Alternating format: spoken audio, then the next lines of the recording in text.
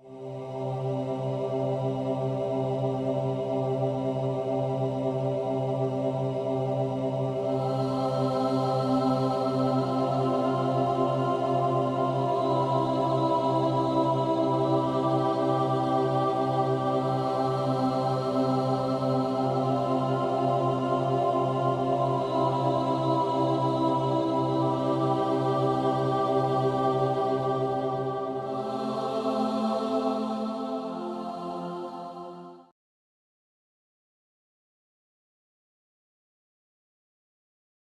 question is, what did you originally plan to do with your degree in history?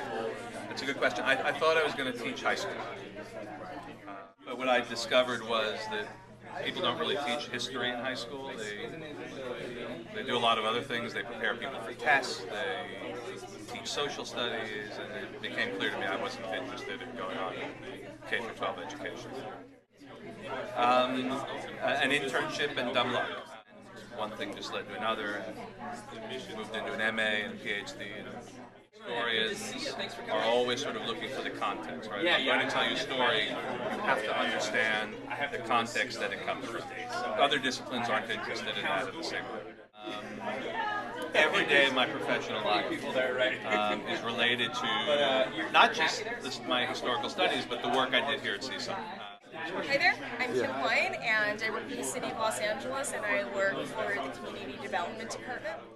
I got into this particular field a little bit by accident and a little bit with a lot of planning. Everything I do today typically touches on history or the social sciences.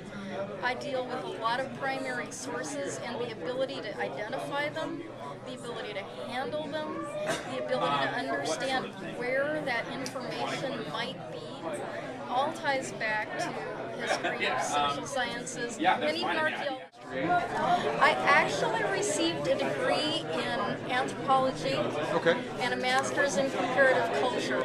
They're history-allied fields, but it's not strictly speaking history. Okay, it's in the ballpark there.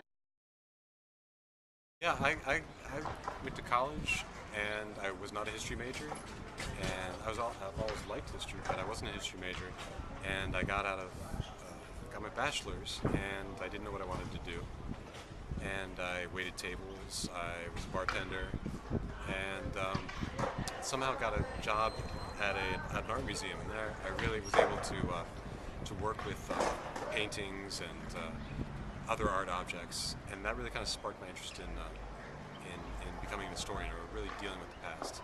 And so about 6 years out of college, I decided to go back and get my PhD in history. After some long, hard years in graduate school, I'm now a professor of history, and I get to teach, so I get to do history in the classroom with students, working with primary sources, and also constructing narratives about the past. And then outside the classroom, I get to work on my research and continue to work with actual sources from the past, about the past.